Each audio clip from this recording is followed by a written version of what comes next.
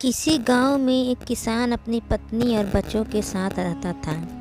एक दिन किसान सुबह सुबह कहीं जाने के लिए तैयार हो गया और अपनी पत्नी से बोला, मैं दूसरे गांव जा रहा हूं, शाम तक लौट आऊँगा, तब तक तुम घर का ख्याल रखना।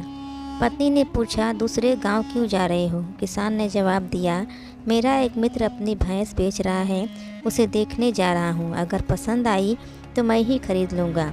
बच्चों को पीने के लिए दूध भी मिल जाएगा और हम लोगों को बाहर से दूध खरीदना भी नहीं पड़ेगा। भैंस खरीदने की बात सुनकर पत्नी बहुत खुश हुई। वो बोली, अरे यह तो बहुत अच्छा विचार है, मैं भी कब से आपसे यही कहना चाहती थी। भैंस आ जाएगी तो घर में दूध दही की नदियाँ बहने लगेंगी। मेरी माँ काफ़ी कमज़ोर हो गई है, मैं उसके लिए भी दूध की मलाई निकाल कर भेज दिया करूँगी। सासू माँ का नाम सुनते ही किसान का चेहरा ऐसा हो गया जैसे मानो उसे सांप सूंघ गया। बोला, मेरी भैंस की मलाई तेरी माँ क्यों खाएगी? मैं खाऊंगा और मेरे बच्चे खाएंगे। उसे मलाई खानी है तो अपनी भैंस क्यों नहीं खरीद लेती?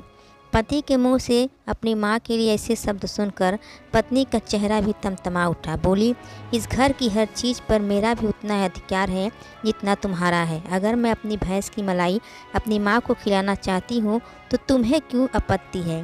किसान ने कहा, आपत्ति है, मेरी भैंस की मलाई तेरे मायके वाले नहीं खा सकते। पत्नी ने जवाब दिया, खाएंगे और ज़रूर खाएंगे, देखती हूँ कौन रोकता है। किसान ने कहा, मैं रोकूंगा। एक तो तेरी जैसी भैंस को तेरी माँ ने मेरे गले में मर दिया, तूने तो कुछ दिया नहीं। कम से कम मेरी यह नई वाली भैंस तो दूध दही और घी देगी। पत्नी ने कहा, अच्छा मैं भैंस हूँ, अब तो मेरी माँ को मैं भैंस की दूध की मलाई और घी निकाल कर भेजूँगी। अगर तेरी माँ ने मेरी भैंस की मलाई और घी खाई तो मैं उसकी गर्दन पकड़कर सारी मलाई बाहर निकाल लूँगी। पत्नी ने कहा, खबरदार, जो मेरी माँ के बारे में उलूल जुलूल बात की तो मुझसे बुरा कोई नहीं होगा। दोनों का विवाद धीरे धीरे एक महाभारत में तब्दील हो गया।